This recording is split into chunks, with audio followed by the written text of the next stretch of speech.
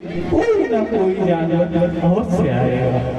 संध्या हो गई, मैं धनुष पर बाण चढ़ाकर एक वृक्ष के ऊपर पर बैठ गया। उसी समय में श्रवण कुमार, जो अंधेरी शांतनु और देवी ज्ञानवती का पुत्र था, अपने माता पिता की प्यास बुझाने के लिए उस सरयू तट पर जल भरने आया। उसने जैसे ही अपने जल पात्र को नदी में डुबोया, उससे कुछ हानि उत्पन्न हुई। मुझे लगा कोई जानवर तट पर जल पीने आया है। रात्रि होने वाली थी, मुझे स्पष्ट रूप से कुछ भी दिखाई दे रहा था, किंतु तुम तो जानती ही हो, मैं शब्द से दीवार चलाने में बड़ा प्रवीण हूँ। मैंने उस ध्वनि को सुनकर बाण चढ़ाया और छोड़ दिया। वह बाण जाकर श्रवण कुमार के छाती पर जा लगा। श्रवण कुमार पीड़े से तड़पने लगा। हाय माता, हाय पिता, ऐसे शब्दों का उच्चारण करने लगा और वो भूमि पर गिर पड़ा। श्रवण कुमार के ऐसे शब्दों को सुनकर मैं आश्चर्यचकित हो गया। वृक्ष से उतरकर जब मैं उसके पास गया, तब मैंने देखा श्रवण कुमार पीड़ा से तड़प रहा है। उसकी छाती मेरे बाल से विदीर्ण हो चुकी है। तब मैंने श्रवण कुमार से कहा, उठो श्रवण कुमार, उठो, उससे बहुत बड़ा अपराध हो गया है। मैं अयोध्या का राजा दशरथ, मैं वन में शिकार करने के लिए आया था। मैंने जानवर समझकर तुम पर बाण चलाया, मुझसे बहुत अपराध हो गया, मुझे क्षमा करो। श्रवण, तुम अपनी अंतिम इच्छा बताओ, मैं तुम्हें वचन देता हूँ, मैं उसे अवश्य पूर्ण करूंगा।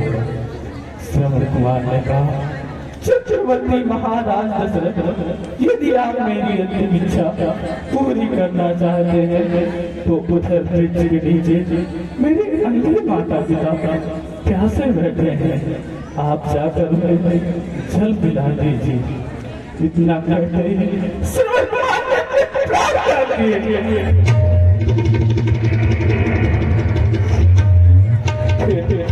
हाथ में जल लेकर मैं श्रवण कुमार के माता पिता के पास गया।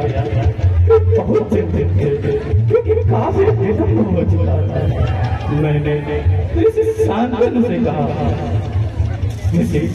लीजिए जल पी लीजिए। मेरी बात को सुनते ही मुझे आभास हो गया कि मैं उनका पुत्र श्रवण कुमार नहीं हूँ। मुझसे उन्होंने कहा, जल देने वाले मैं रघुवंशी क्षत्रिय हूँ, कैसे करता था। मैंने कहा, मैं आपका पुत्र श्रवण कुमार नहीं हूँ, मैं अयोध्या का राजा चक्रवर्ती दशरथ। मैं जल लेकर आया, आप पी लीजिए। इतना सुनते ही शांतनु ने व्याकुल होकर कहा, मेरा पुत्र श्रवण कुमार कहाँ है? तब जाकर मैंने कहा, आपके पुत्र श्रवण कुमार को मेरे द्वारा मृत्यु प्राप्त हो चुकी है। इतना सुनते ही ऋषि शांतनु और देवी ज्ञानवती बड़े व्याकुल हो गए। ऋषि शांतनु ने मुझसे कहा,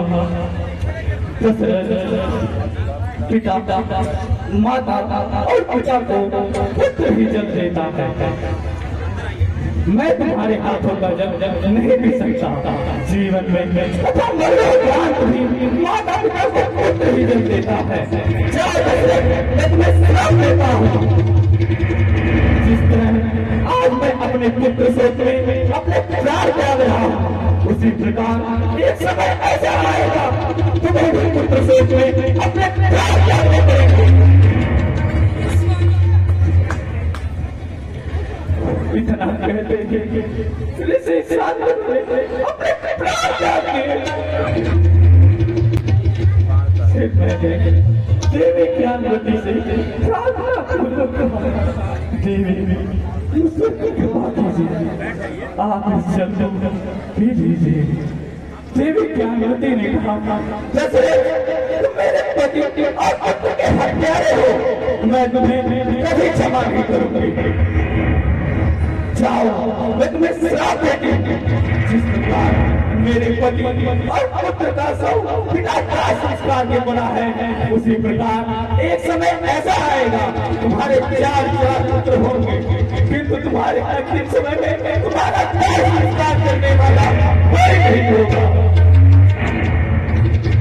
प्रिय कौशल्या, देखो कृष्ण सांग और देवी जानकी का श्राप आज सत्य हो रहा है। देखो देखो, मैं मुझे श्राप